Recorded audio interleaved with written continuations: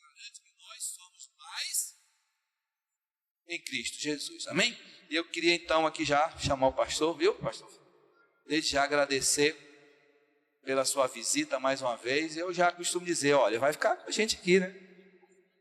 Ajudando a gente, é sempre bom. É uma palavra abençoada aqui, a gente com certeza quer somar.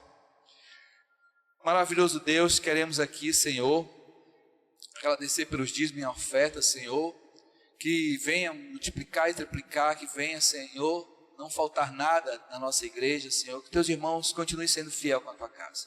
Quero aqui também, Senhor, te pedir que tu venha receber o teu servo neste púlpito, Pai, para que ele venha trazer uma mensagem, Senhor, vinda do teu coração, Senhor Jesus, que ele venha ser usado por ti, que ele não deixe que o homem venha, Senhor, impulsionar aquilo que ele precisa falar, mas sim o teu Espírito. Amém?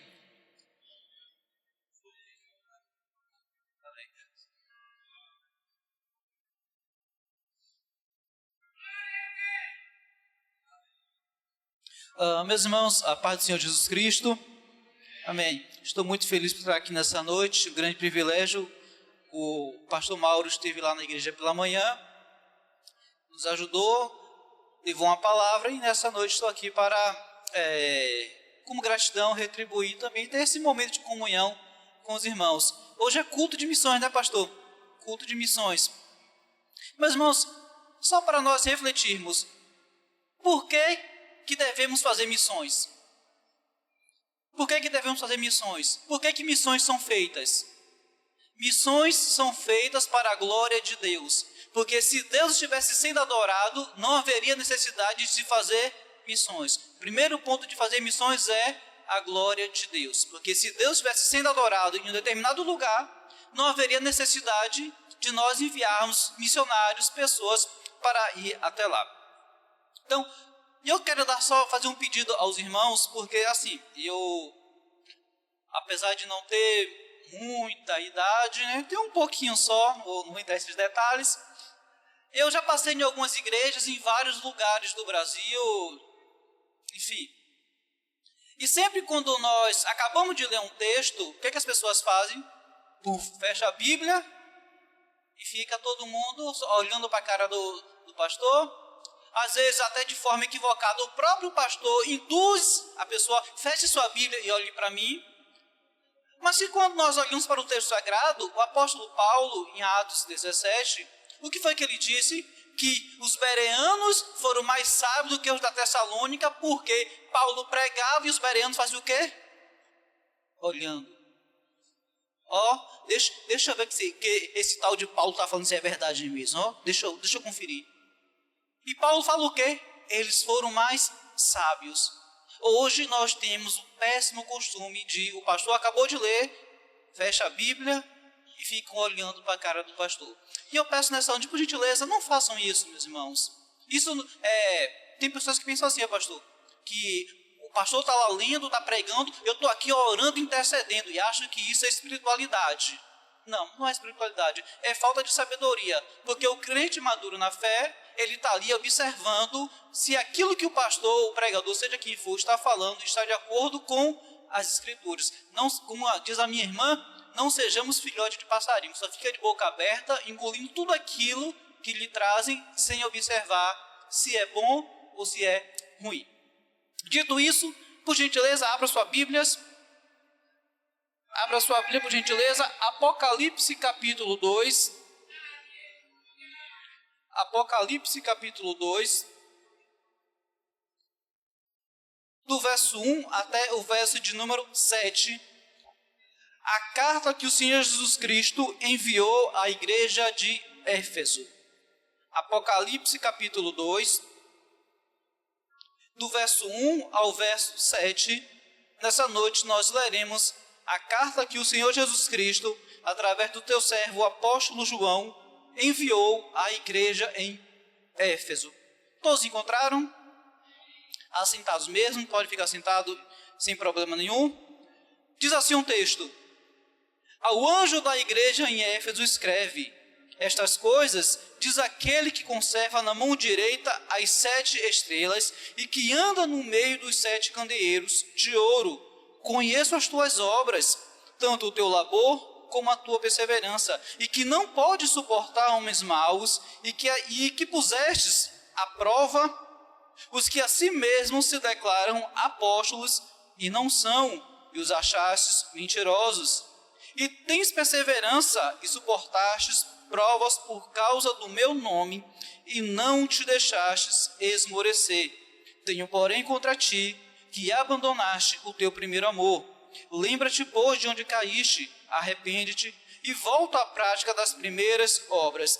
E se não, venho a ti e moverei do seu lugar o teu candeeiro, caso não te arrependas. Tens, contudo, a teu favor, que odeia as obras dos nicolaítas, as quais eu também odeio. Quem tem ouvidos, ouça o que o Espírito diz às igrejas. Ao vencedor, dar-lhe-ei que se alimente da árvore da vida, que se encontra no paraíso de Deus. Não feche sua Bíblia, acompanhe que nós passaremos por esse texto novamente, por esses versículos. Meus irmãos, nessa noite vamos tratar aqui acerca da negligência que infelizmente tomou conta do povo de Deus. O descompromisso com o culto, meus irmãos, o descompromisso com a obra de Deus é algo muito alarmante. E o pior de tudo é que as pessoas elas não conseguem enxergar isso. Elas não conseguem enxergar que elas não estão tendo um compromisso com Deus. Porque, meus irmãos, a falta de compromisso com o culto é falta de compromisso com o Senhor do culto. Quando eu não tenho compromisso com a obra de Deus, eu não tenho compromisso com o próprio Deus. Meus irmãos, provavelmente nós conhecemos alguém que no passado foi um leão na obra de Deus. Se dedicava ferozmente, era uma pessoa ativa na igreja, era uma pessoa ativa na obra de Deus, mas que com o passar do tempo, essa pessoa foi perdendo a intensidade e que hoje essa pessoa nada mais faz do que frequentar o culto, sentar, cantar e ir embora. Ou até mesmo essa pessoa, pode ser até mesmo nós. Vem para a igreja, assiste o culto, dá glória a Deus, contribui, canta, depois vai para sua casa e acredita que está tudo bem. Por que eu estou falando isso? Porque isso ocorreu na igreja de Éfeso. No início do evangelho na cidade de Éfeso, as pessoas, meus irmãos, se dedicavam tanto na obra de Deus que o evangelho impactou toda aquela cidade. E com o passar do tempo, as pessoas perderam o fervor, perderam o interesse pela obra de Deus e o quê? E o amor pela obra de Deus foi se esfriando. Então, o que o Senhor Jesus Cristo fez? Ele direcionou uma carta para essa igreja. O Senhor Jesus direciona uma carta para crentes que achavam que apenas congregar e frequentar o culto estava tudo bem. E foi essa carta que nós acabamos de ler. Meus irmãos, o Apocalipse, ele foi escrito pelo apóstolo João. O apóstolo João ele estava preso na ilha de Patmos. Ele diz isso aí no capítulo 1, verso 9. Ele diz assim, eu, João, irmão vosso e companheiro na tribulação, no reino e na perseverança, em Jesus, achei-me na ilha chamada Patmos, por causa da palavra de Deus e do testemunho de Jesus Cristo. Então, a ilha de Patmos, meus irmãos, era uma espécie de ilha-presídio. E o apóstolo João, ele foi mandado para esse presídio, para essa ilha, porque ele estava pregando o evangelho. E ele escreveu o Apocalipse quando ele teve uma visão do Senhor Jesus Cristo. Ele foi levado em espírito à presença de Deus e ele recebeu uma ordem do próprio Senhor. Ele vai falar no verso 10 e no verso 11, ele diz, achei-me em espírito no dia do Senhor e ouvi por detrás de mim grande voz como de trombeta, dizendo, o que vês escreve em livro e manda às 7 igrejas, Éfeso, Esmirna, Pérgamo, Tiatira, Sardes, Filadélfia e Laodiceia. Então, essas cartas elas foram direcionadas a cada igreja. E o interessante é que essas cartas elas vão seguir uma estrutura. Primeiro, o Senhor Jesus Cristo se apresenta, ele faz um elogio, mas também ele faz uma repreensão. E sempre todas as cartas vão terminar com a mesma expressão: quem tem ouvidos, ouça o que o Espírito diz às igrejas. Meus irmãos, é muito comum hoje, muitos de nós pensarmos que Deus só fala se alguém chegar e dizer: ó, Deus está mandando eu te dizer isso e isso e isso. Mas o que nós vemos, já que a compreensão que a Bíblia nos traz, é que Deus fala através de quê? Deus está falando através dos escritos dos apóstolos.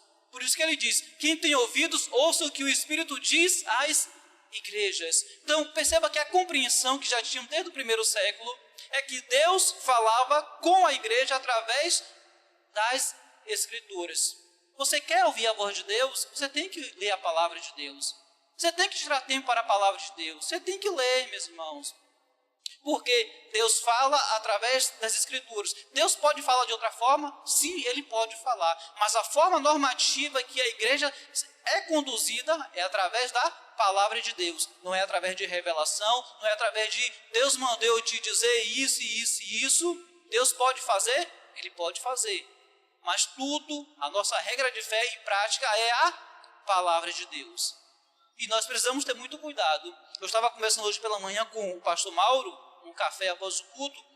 O número de falsos pastores que tem se levantado é algo aterrorizante. Muitas pessoas dizendo: eu vi um anjo, Deus mandou eu dizer isso, isso e isso. E a palavra de Deus fica onde? Então, perceba que a própria Bíblia declara, diz o quê? Quem tem ouvidos, ouça o que o Espírito diz às igrejas. E como é que o Espírito estava falando para a igreja? Através da palavra de Deus. Então, a igreja de Éfeso, meus irmãos, que é essa carta que nós estamos lendo, ela ficava localizada na Ásia Menor, que hoje é a Turquia. E aquela região, meus irmãos, foi um lugar muito difícil para pregar o Evangelho. Por quê? Porque era uma cultura totalmente dominada pelo mundanismo, era uma cultura dominada pela depravação moral, uma cultura dominada pela idolatria, uma cultura dominada pela imoralidade. Então, a cidade de Éfeso, ela era a principal cidade da região da Ásia Menor, é tanto que ela é chamada de a luz da Ásia. No entanto, nenhum outro lugar teve um impacto tão grande do Evangelho como a cidade de Éfeso. Então, naquela cidade, meus irmãos, houve um verdadeiro avivamento. Houve um derramado do Espírito Santo ali naquele lugar, onde o Evangelho impactou toda a sociedade. Infelizmente, a concepção que as pessoas têm de avivamento é gritaria, é gente pulando e cai para lá e cai para cá e corre a igreja toda. Mas quando nós olhamos para as Escrituras, o verdadeiro avivamento é transformação de caráter, é mudança de vida, é conversão. Então, se está acontecendo o verdadeiro avivamento, a criminalidade tem que baixar. Se está acontecendo avivamento, os abortos têm que abaixar. Porque o avivamento ele vai impactar o local. O avivamento ele vai impactar toda uma região. Então, e naquela cidade de Éfeso, havia o templo da deusa Diana, meus irmãos. Era um templo maravilhoso, gigantesco. Os historiadores vão dizer que era do tamanho de um quarteirão. Então, aquele templo ali, meus irmãos, ele tinha a sua utilização religiosa. Mas também ele servia como um banco, como um museu, ele servia como para os ricos da época guardarem o seu dinheiro nesse local. Mas como eu disse, a principal função era a adoração da deusa Diana. A deusa Diana era a deusa da fertilidade. Então pensa aí como era esse culto. Era um culto baseado em imoralidade. Como era o culto da deusa Diana? As pessoas tendo relações sexuais dentro do templo. Então, essa era a região de Éfeso, um lugar totalmente imoral, um lugar totalmente corrupto, um lugar onde tinha muita embriaguez, muita depravação, orgias sexuais. Então, era uma exibição horrível aquele lugar. Teve um filósofo, eu destaquei isso aqui, um filósofo grego chamado Heráclito. Ele nasceu em Éfeso por volta do 5º século a.C. Olha o que ele falou. Ele disse que ficou horrorizado com a perversão da sua cidade. Ele descreve a cultura de Éfeso como obscura e dizia que a moral dos seus concidadãos era menor do que dos animais. Ele disse: os efésios merecem ser enforcados, cada um deles, pela depravação que eles tinham. Meus irmãos, com essa cultura, a cidade de Éfeso, com certeza, era o lugar menos indicado para se pregar o evangelho. Mas como eu falei, foi o lugar onde o evangelho explodiu. Foi o lugar onde o temor crescente impactou toda a idolatria daquela época. O interessante, veremos agora em Atos, capítulo 19, vai mostrar isso que eu estou falando aqui. Atos 19, verso 9, diz assim, ó. Olha o que diz. O 18 diz assim, ó. Muitos dos que creram vieram confessando e denunciando publicamente as suas próprias obras. Verso 19 diz: também muitos dos que haviam praticado artes, magias, reunindo os seus livros, os queimaram diante de todos. Aí o verso 20 diz: calculados os seus preços, achou-se que montavam a 50.000 denários. Meus irmãos, o texto está falando que o montante do valor de livros queimados deu 50.000 denários, considerando que o salário da época era 1 denário ao dia. Então, o texto está mostrando que o valor foi 50.000 para mostrar o tanto de livros que foi queimado. Porque o evangelho impactou tanto a cidade de Éfeso que as pessoas abandonaram a idolatria, as pessoas abandonaram a bruxaria. Na cidade de Éfeso havia uma escola de bruxaria, meus irmãos. E o evangelho chegou naquele lugar, impactou, a escola de bruxaria foi fechada, os magos queimaram os seus livros e se converteram ao cristianismo. Então, e tudo isso se deu, por quê? Por causa do trabalho que a igreja de Éfeso estava fazendo. Eles estavam se dedicando tanto na obra de Deus que o evangelho impactou todo aquele lugar. O progresso do evangelho, meus irmãos, estava também quebrando o negócio daqueles que faziam símbolos de ídolos. É tanto que eles diziam que eles iam à falência, porque ninguém mais estava comprando o que eles produziam. Perceba, olha o que é o avivamento.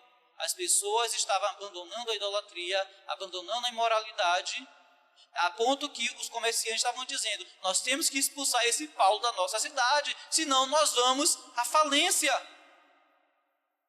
Meus irmãos, e foi isso que aconteceu na igreja de Éfeso.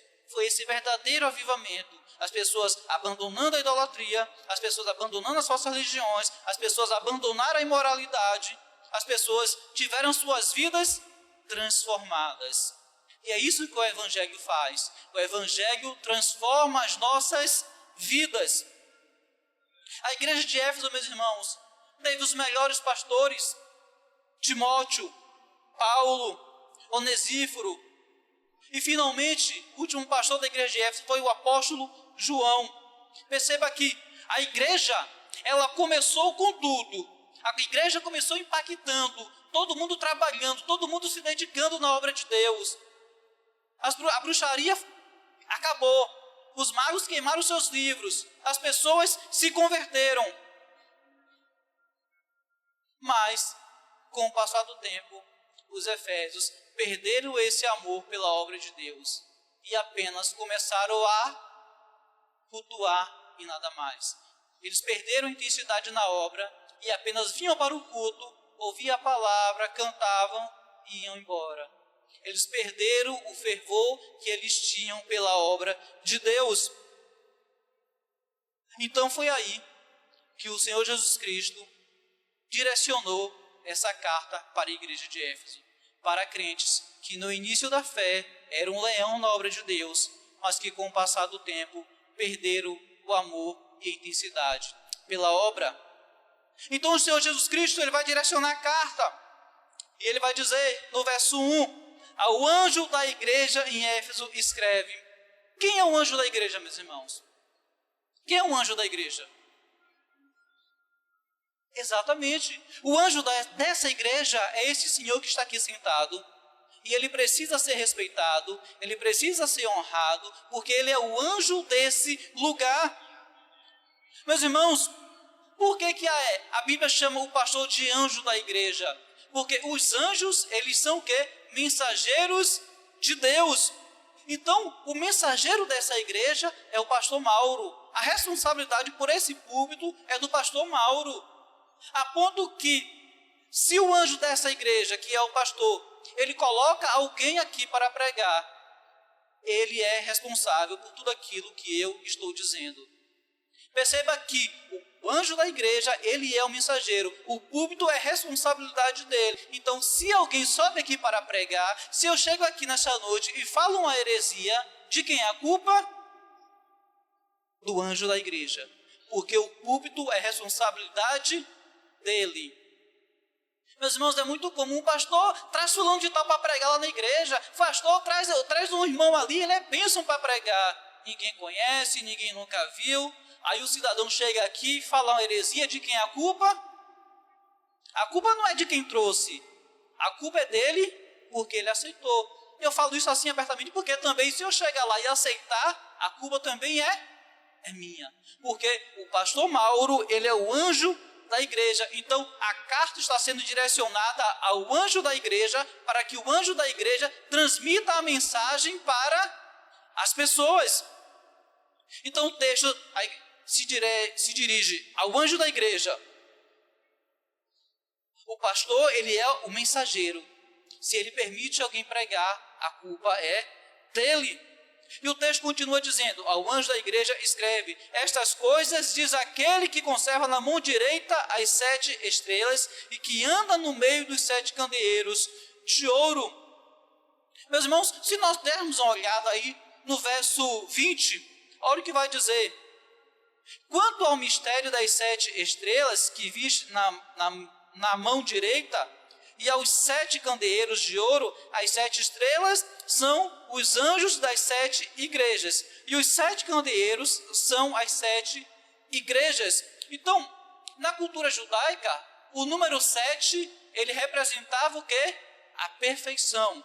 Então, quando o texto diz as 7 igrejas, está se referindo a todas as igrejas na sua perfeição. Então essa carta aqui é uma carta que é direcionada a todas as igrejas, porque o número 7 significa a perfeição. Então essa carta é direcionada a todas as igrejas na sua perfeição. E o texto vai dizer que Jesus, ele está no meio da sua igreja. Então perceba, meus irmãos, que a igreja, ela não é sustentada a partir daquilo que eu faço. A igreja não é sustentada a partir daquilo que você faz. A igreja, ela é sustentada porque o próprio Cristo está no meio da sua igreja. E é por isso, meus irmãos, que a igreja, ela é importante. Porque Cristo, ele morreu pela igreja. Cristo morreu pela igreja. Se Cristo deu a vida dele pela igreja, por que nós não devemos dar a nossa também? Por que nós não nos dedicamos à igreja também? Com todo respeito, o pastor Mauro falou algo aqui, meus irmãos, mas é de partir o coração. Pedir para que as pessoas não faltem ao culto. Gente, Cristo deu a vida dele pela igreja e nós deixamos de vir para o culto por qualquer motivo. A pessoa, pastor, hoje eu não vou para a igreja não porque está chovendo. Alguém aqui deixa de trabalhar porque está chovendo? Ninguém deixa de trabalhar porque está chovendo. Os meninos lá outro dia falaram comigo, pastor, eu não vou na igreja não porque hoje está chovendo. Tá bom, eu botei a cara na janela, todo mundo jogando bola na chuva. Perceba, é que nós não temos compromisso com o culto, meus irmãos. Nós faltamos à igreja por qualquer motivo. O culto começa às 7 horas, 6 horas, eu vou chegar às 6h15. O culto começa às 6 horas, eu vou chegar 10 minutos atrasado. Não tem nada não chegar atrasado. Meus irmãos, você já viu alguém correndo na rua desbandeirado, vindo para a igreja, eu estou correndo porque eu estou atrasado? Alguém faz assim? O culto já começou a sair de casa correndo? Mas quando você acorda atrasado para ir para o trabalho, você não desce a ladeira desbandeirado? Todo mundo não sai correndo? E se perdeu o ônibus, pior ainda? Por quê? Porque nós temos um compromisso com o nosso trabalho. Mas quando se trata da igreja, nós queremos fazer de qualquer jeito. Meus irmãos, o nosso compromisso no culto não é com o pastor. O nosso compromisso no culto é com Deus. Quem já leu Eclesiastes capítulo 5 vai entender do que eu estou falando. O texto diz: guarda o teu pé quando entrares na casa de Deus. Chegastes para ouvir. É melhor do que sacrificar. É melhor do que oferecer sacrifícios de tolo. Eu vou pincelar só nesse texto aqui de Eclesiastes, meus irmãos. Na época de Salomão, o que estava acontecendo? O povo vinha para o culto, entregava o seu sacrifício, que tinha que oferecer o sacrifício naquela época, entregava o sacrifício. Na hora que o sacerdote ia ler a palavra, eles começavam o quê? A conversar. É diferente hoje.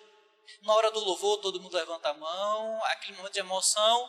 Mas quando o pastor vai ler a palavra, bate a sede, é vontade de ir no banheiro, e vai para lá, e vai para cá.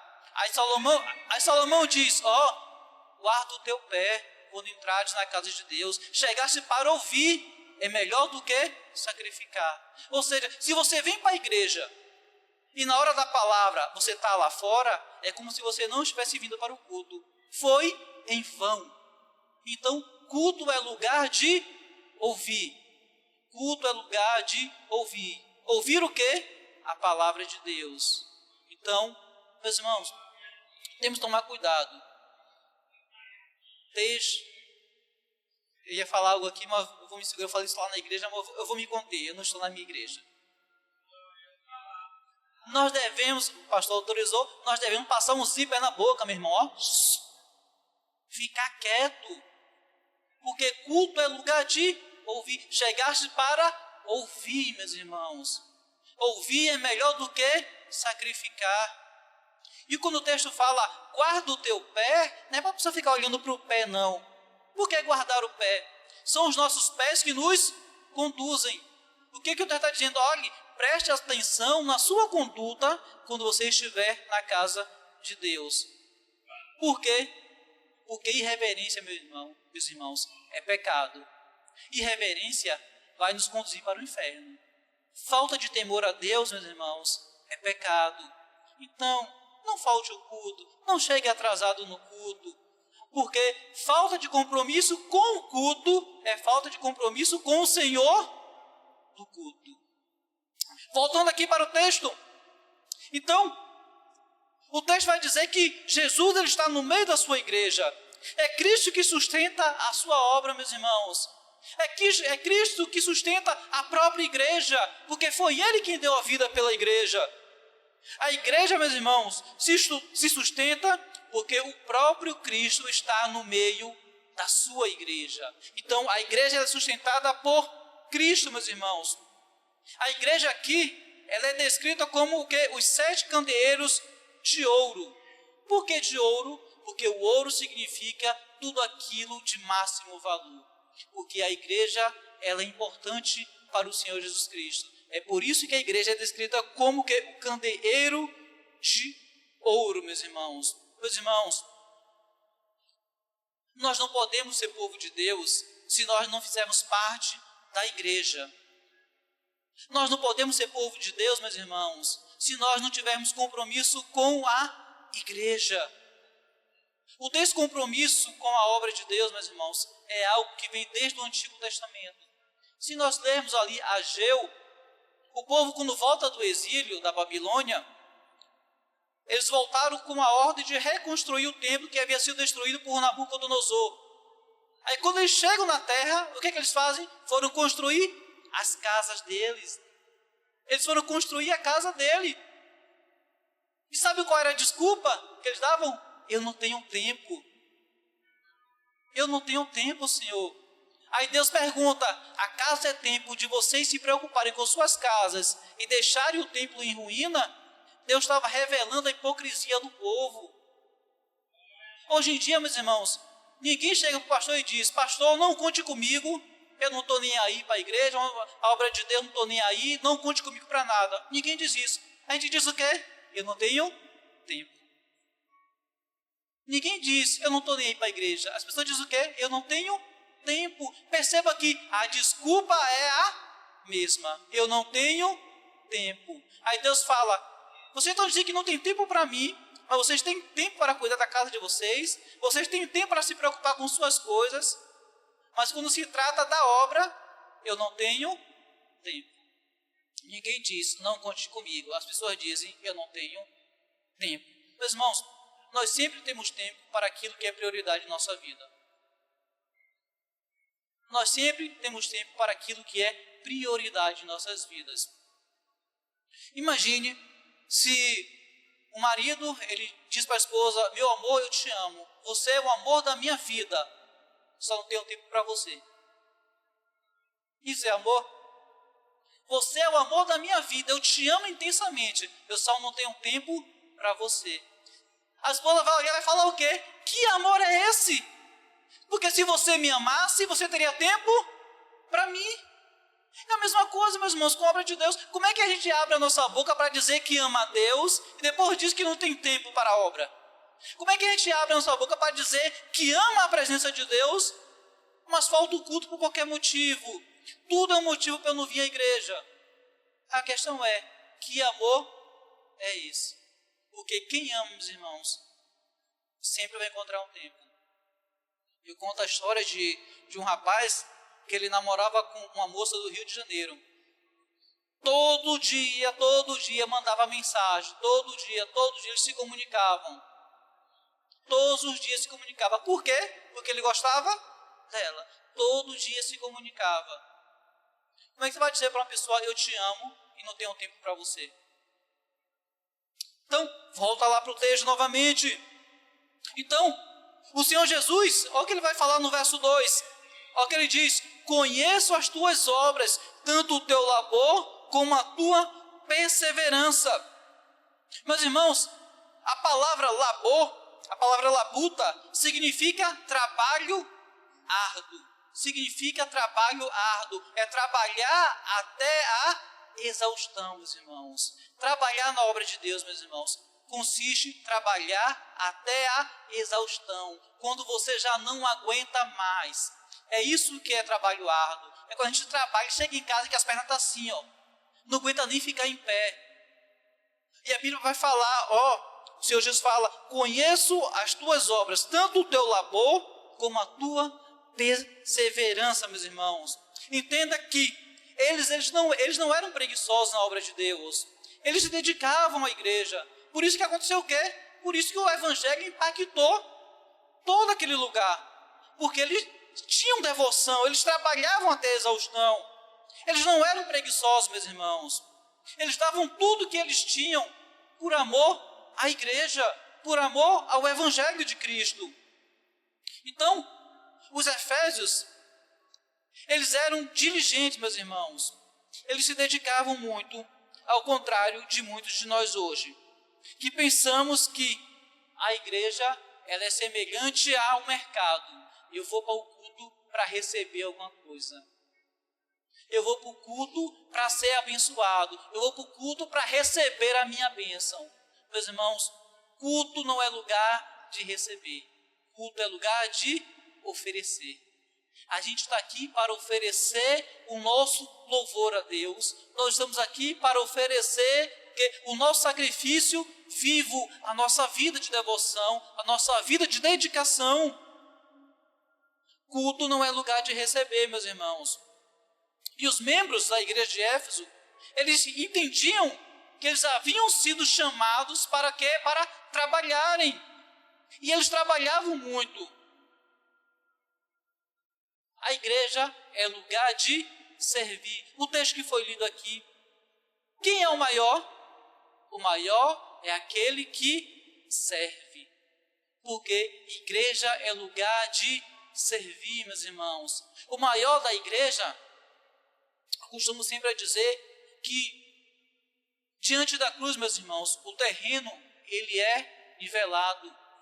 O pastor, ele não é maior do que o diácono não é maior do que os membros, são funções diferentes. Mas diante da cruz, todos nós somos o quê? Nivelados. Diante da cruz, todos nós o quê? Temos o mesmo tamanho. Mas o Senhor Jesus diz, quem quer ser o maior? Sirva. Se dedique, entregue a sua vida pelo Evangelho, entregue a sua vida pela igreja. O maior não é aquele que prega, o maior não é aquele que está com a gravatinha, não.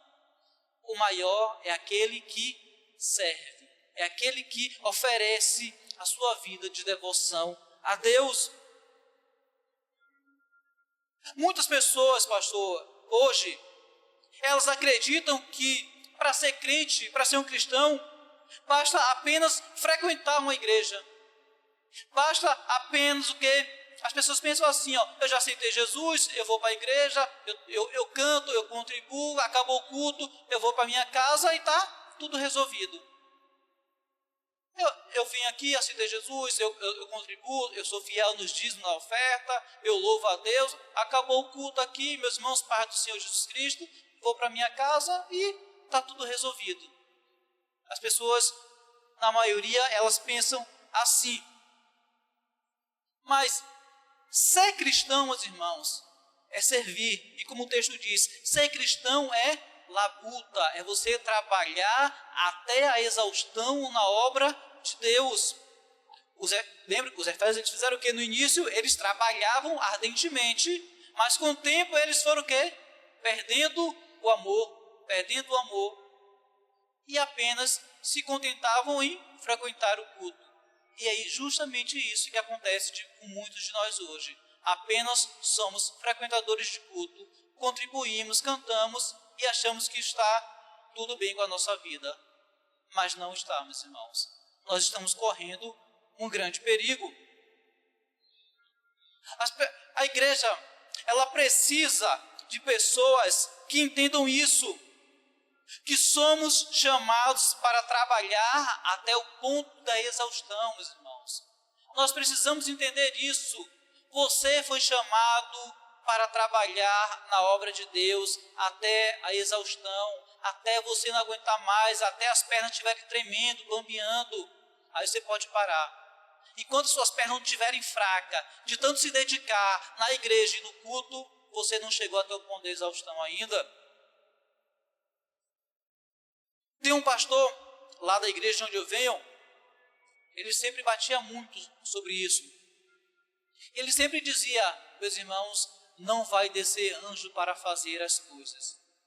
A obra ela é de Deus, mas ela é feita através de nós.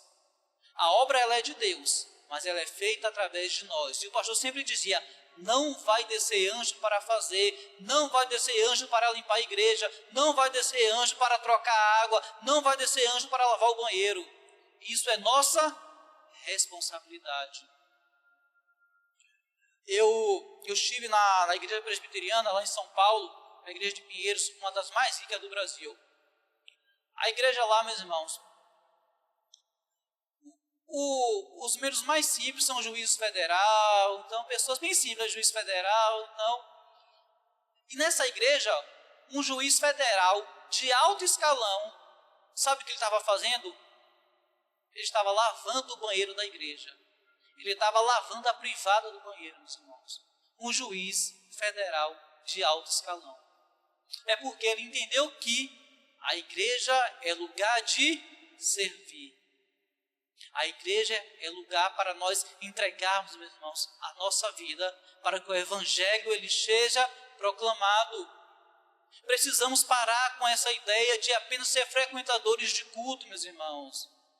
Jesus está direcionando essa carta justamente para pessoas que tinham esse pensamento de apenas frequentar o culto. Como eu disse, a obra é de Deus, mas ela é realizada através de mim e de você e de todos nós. É nossa obrigação entregarmos a nossa vida pelo reino de Deus. É nossa obrigação, meus irmãos. O Senhor Jesus aqui, ele vai elogiar os Efésios. Outra coisa que o Senhor Jesus elogia os Efésios. Os Efésios não toleravam homens maus no meio deles. Olha o que diz. O verso 2, ele diz: conheça as tuas obras, tanto o teu labor como a tua perseverança, e que não pode suportar homens maus. Meus irmãos, homens maus são pessoas que querem estar na igreja, mas querem ter uma vida imoral. São pessoas que querem estar na igreja, querem fazer parte da igreja, mas têm uma vida o quê? Imoral. Tolerar o pecado, meus irmãos, vai causar danos à comunhão da igreja. O pastor Mauro esteve lá na semana passada, a pregação foi sobre Sintique e Evódia, duas mulheres que estavam brigando na igreja, duas mulheres que estavam em desacordo na igreja, e o texto vai dizer que a desavença delas estava afetando toda a igreja. Então, quando nós toleramos homens maus, isso vai causar danos na comunhão da igreja e, sobretudo, no testemunho da igreja. Então, os Efésios, eles entenderam que um pouco de fermento vai levedar toda a massa. Havia o quê? Pessoas da igreja de Éfeso que queriam viver na prática do pecado. Será que hoje não tem isso? Marido que traz esposa e está no culto. Esposa que é infiel, jovem que vive na fornicação. Será que isso não acontece hoje também? Ou só era naquela época? Em 1 Coríntios, capítulo 5, o apóstolo Paulo, ele fala que havia na igreja de Corinto um jovem que estava se relacionando sexualmente com a esposa do pai dele, a madrasta dele. Em 1 Coríntios, capítulo 5. E sabe o que o apóstolo Paulo fala para a igreja? Expulsa ele do meio de vocês. Tira o malfeitor do meio de vocês. E era isso que a igreja de Éfeso estava fazendo. Ela não estava tolerando homens maus. Ela não estava tolerando pessoas que queriam viver na prática do pecado. Ainda em 2 Coríntios, capítulo 6, verso 14, vai falar o que? Sobre jugo desigual. Na maioria das vezes, as pessoas pensam que jugo desigual é o quê? É um rapaz que está namorando com uma descrente, ou então uma moça descrente que namora com um rapaz descrente. É uma aplicação apenas sobre o texto. Mas sabe o que é jugo desigual? Na real, meus irmãos, é que a igreja de Corinto estava tolerando homens maus, homens que queriam viver na prática do pecado no meio deles. Por isso que o texto fala no capítulo 5, que Paulo diz o quê? Expulsa ele do meio de vocês. Os coríntios não estavam fazendo isso. Aí Paulo fala, vocês estão em jugo desigual. Jugo desigual, meus irmãos, é tolerar na igreja pessoas que querem viver na prática do pecado. Então, quando tem um cidadão na igreja e todo mundo sabe qual é a prática dele e ele não é expulso da igreja, é a igreja que está em julgo desigual com ele. Porque o texto diz, que comunhão tem entre as trevas e a luz. Julgo desigual não é apenas relacionamento de namorados. Julgo desigual é quando a igreja aceita um imoral no meio do povo de Deus. É quando nós não expulsamos pessoas que querem trair esposas, pessoas que querem assistir pornografia, não querem abandonar os velhos hábitos. Essas pessoas, elas precisam o quê? Ser tiradas do meio do povo de Deus. E os efésios estavam fazendo isso. E o que o Senhor Jesus Cristo faz? Condena eles? Não, Jesus aplaude. Jesus elogia eles, porque eles não toleravam homens maus, porque eles não toleravam pessoas querendo viver no pecado. E hoje, meus irmãos, a igreja, ela tolera homens maus. A igreja tolera adúlteros. A igreja tolera imorais. A igreja tolera caloteiros. Pessoas que compram e não pagam. Pessoas que pegam emprestado e não pagam. A igreja tolera mentirosos. A igreja tolera tudo isso. E sempre a desculpa é o quê? Não julgueis. Eu não posso julgar o meu irmão. Ele é caloteiro, mas eu não posso. Ele é mentiroso, é um imoral. Quer continuar vivendo na prática do pecado. A Bíblia deixa bem claro, nós não devemos tolerar essas pessoas no nosso meio.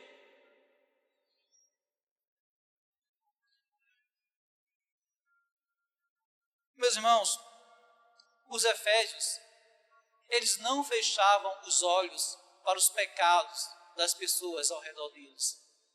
E nós não podemos tolerar também.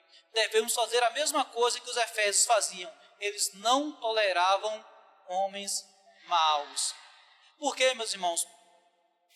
Quando a igreja, ela aceita uma pessoa na imoralidade, no pecado, fazer parte da igreja, todos nós nos tornamos cúmplices do pecado. Nós nos tornamos cúmplices. Se eu sei que existe um imoral no meio da igreja e eu, como pastor, eu não faço nada, eu estou me tornando cúmplice do pecado dele. Eu estou em julgo desigual.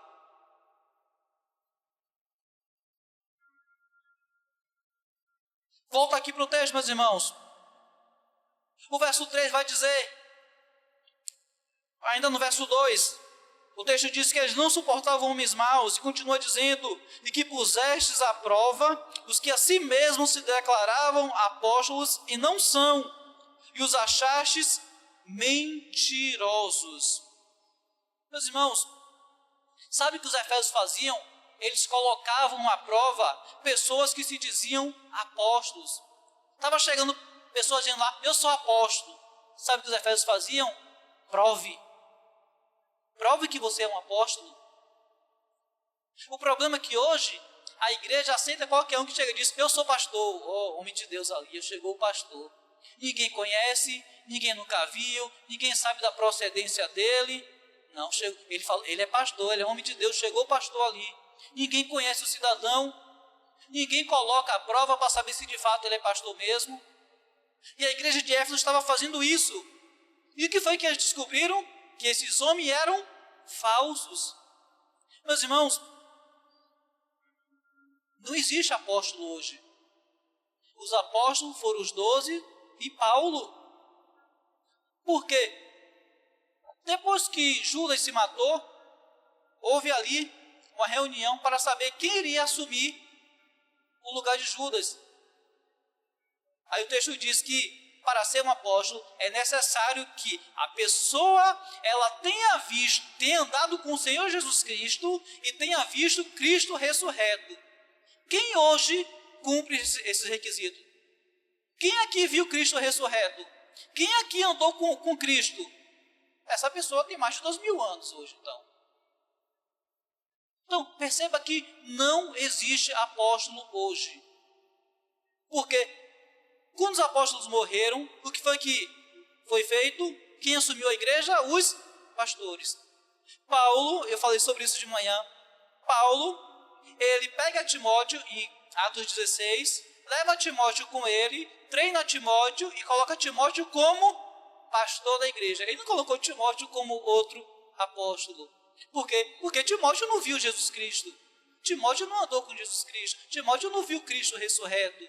Então, você quer saber se o apóstolo de hoje ele é verdadeiro? Só ele falar que é apóstolo já é mentira. Porque ninguém hoje vai cumprir o requisito para ser apóstolo.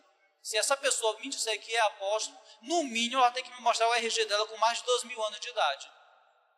Porque ela vai ter que ter andado com Cristo, ela vai ter que ter visto Cristo ressurreto. Esses eram os requisitos para uma pessoa que queria ser apóstolo. Então, esses homens estavam chegando na igreja de Éfeso, dizendo que eram apóstolos, e os efésios descobriram que eles eram mentirosos. Meus irmãos, nem todo mundo que se diz pastor é pastor de verdade. O que mais tem por aí são pilantras e picaretas na fé. O que tem por aí são muitos enganadores. E às vezes, sabe qual é o problema? É que nós damos ouvidos a qualquer um. Lá da cidade onde eu venho, lá de Salvador, chegou um homem lá em uma igreja, disseram logo, é pastor, ele pregou em tal lugar ali, ele fez um movimento lá, é pastor. As igrejas tudo abriu as portas para esse homem. Esse homem levou uma menina para o motel, pegou dinheiro emprestado, 5 mil reais com a outra irmã lá, e sumiu no mundo.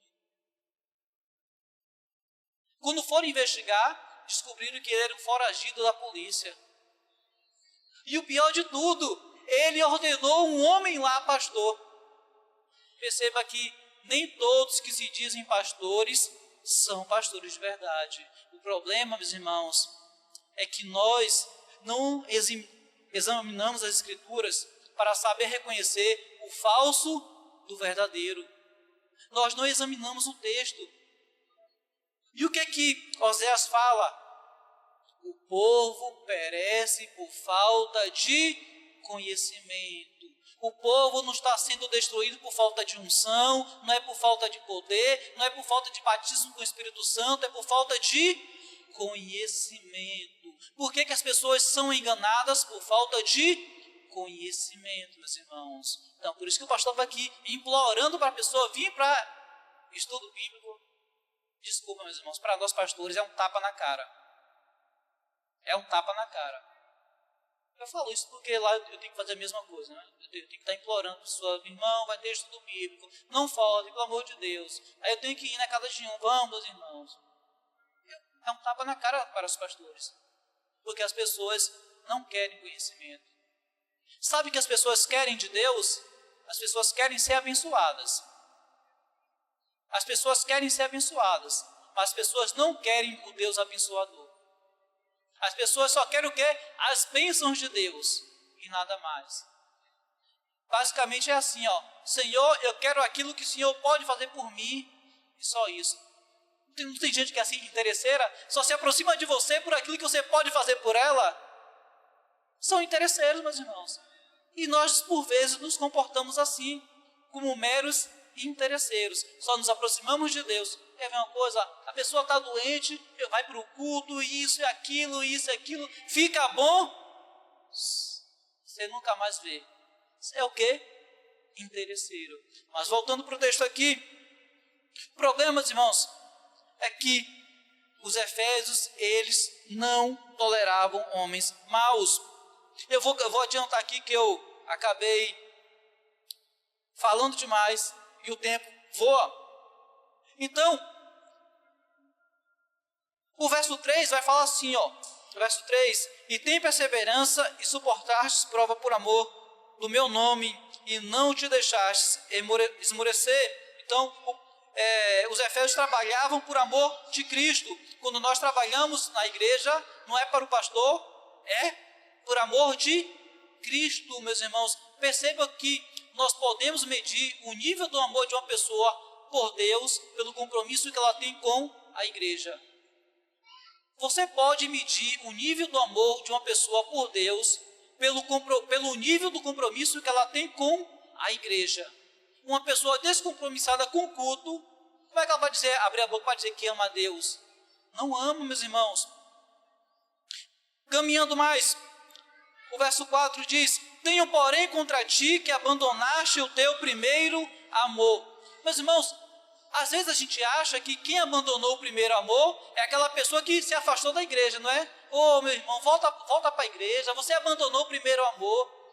Mas perceba, Jesus está falando isso aqui para quem? Para quem estava dentro da igreja. Jesus não estava falando com quem saiu da igreja. Estava falando com quem estava dentro da igreja. O que é abandonar o primeiro amor, meus irmãos? Abandonar o primeiro amor é você perder o fervor pela obra de Deus. É você perder o fervor de estar no culto. A gente fala, ou a pessoa abandonou o primeiro amor. Não, mas o texto está falando com quem estava dentro da igreja. O que é abandonar o primeiro amor, meus irmãos? São aquelas pessoas que no início da fé se dedicavam arduamente, mas que agora só estão o quê? No culto e nada mais. Faça uma reflexão. Será que você não abandonou o primeiro amor também? Será que você não abandonou o primeiro amor? Quem era você no início da sua fé? Quem era você no início da fé? Se dedicava na igreja, não chegava atrasado, evangelizava, ia para lá, ia para cá. E hoje você acha que simplesmente via o culto e está tudo bem? Você abandonou o seu primeiro amor. Você abandonou o primeiro amor. E Jesus diz o quê? Volta às suas primeiras obras. Volte a se dedicar na igreja. Porque você abandonou o seu primeiro amor. Aí o verso 5 diz: lembra-te, pois, de onde caíste e arrepende-te. Meus irmãos, o que te fez perder o amor pela obra de Deus?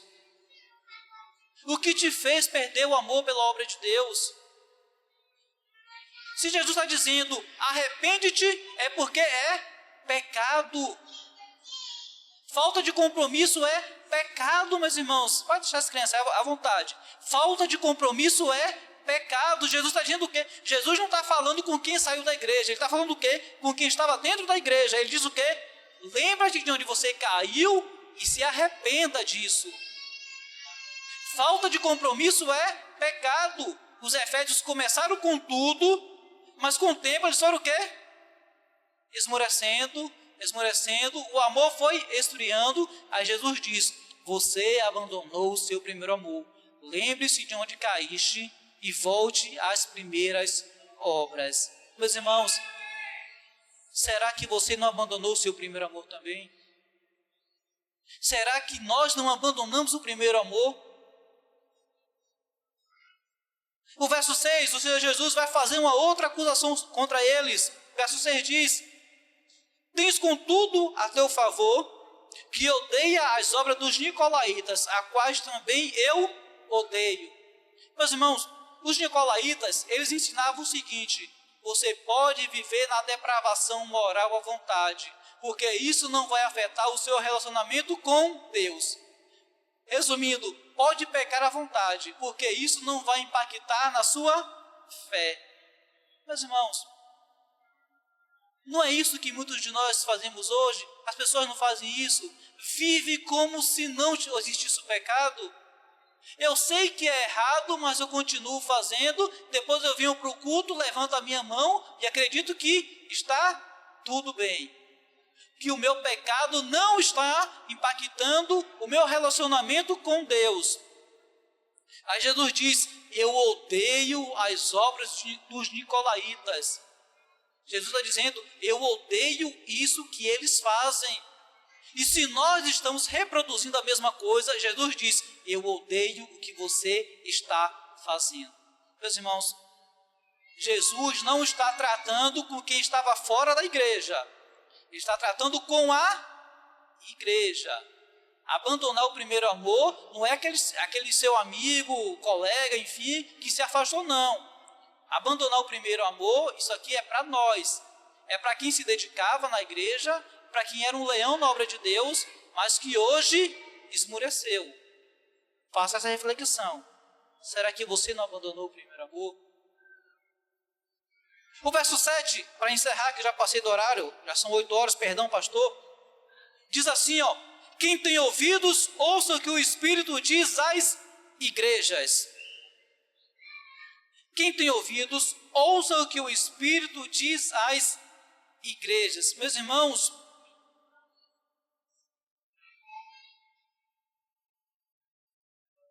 isso aqui não é apenas um chamado.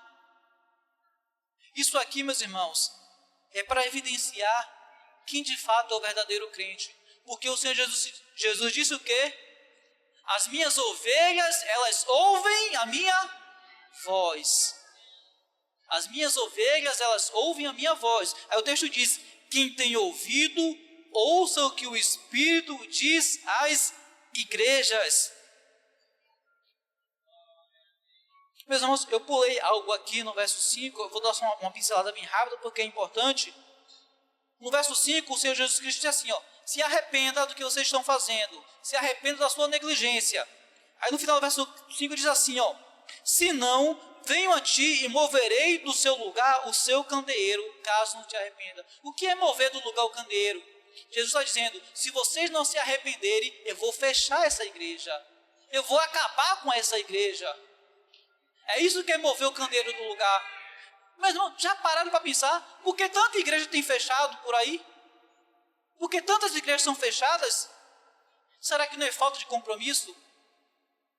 Será que não é por falta de compromisso que as igrejas estão sendo fechadas? Meus irmãos, eu encerro com isso.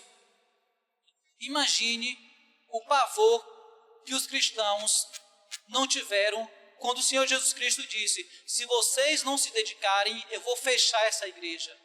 Imagine o pavor que não foi isso. Mas isso vale para nós hoje, meus irmãos.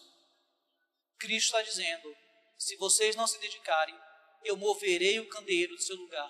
Isso significa, eu vou acabar com essa igreja. Porque Jesus não aceita, meus irmãos, uma igreja de negligentes. Porque nós somos chamados para trabalhar. E o verso 7 encerra, ao vencedor, dar-lhe-ei que se alimente da árvore da vida, que se encontra no paraíso de Deus. Quem é o vencedor?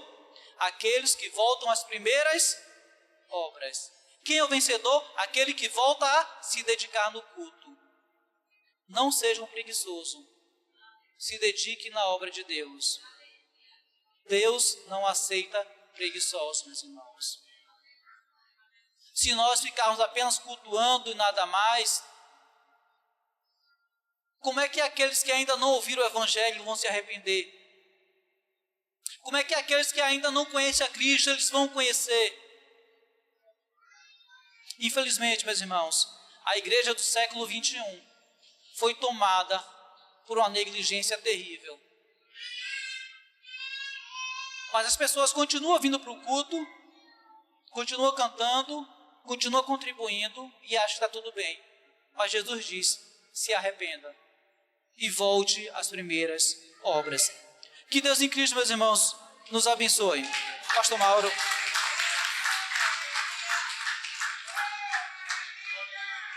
Amém. Palavra abençoada, né? Deus abençoe o pastor Fábio.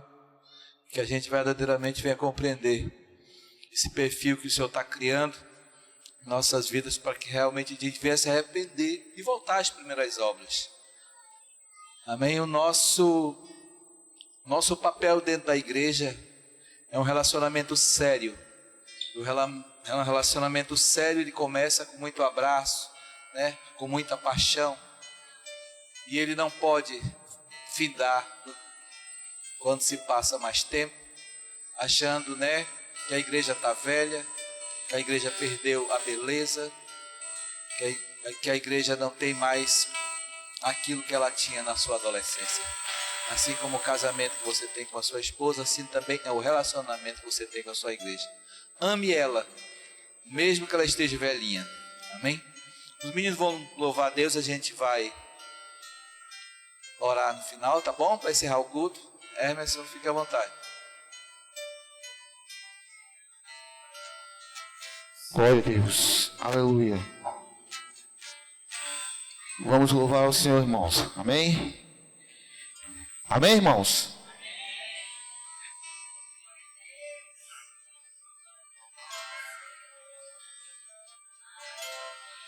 Se tu olhares, Senhor, para dentro de mim, nada encontrarás de bom, mas um desejo eu tenho de ser transformado. Preciso tanto do teu perdão, dá-me um novo coração, dá-me um coração igual ao teu, meu mestre. Dá-me um coração igual ao teu, coração disposto a obedecer, cumprir todo o teu querer. Dá-me um coração igual ao teu. Se tu olhares, Senhor, pra dentro de mim, nada encontrarás de bom, mas um desejo eu tenho de ser transformado. Preciso tanto do teu perdão. Dá-me um novo coração, dá-me um coração igual ao teu, meu mestre. Dá-me um coração igual ao teu, coração disposto a obedecer, cumprir todo o teu querer. Dá-me um coração igual ao teu. Ensina-me a amar o meu irmão, a olhar com os teus olhos, perdoar com teu perdão. Enche-me com teu Espírito, endireita os meus caminhos. Ó Deus, dá-me um novo coração. Enche-me com teu Espírito, endireita os meus caminhos. Ó Deus, dá-me um novo. Só a igreja, Janilson. Segura, Janilson. Só vai para a igreja. Dá-me um coração. Cante.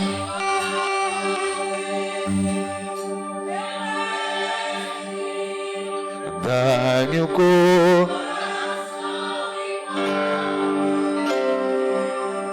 coração, descer, cumprir todo o teu querer. Dá-me um coração igual ao teu. Mais uma vez. Dá-me um coração igual ao teu. Dá-me um coração igual ao teu.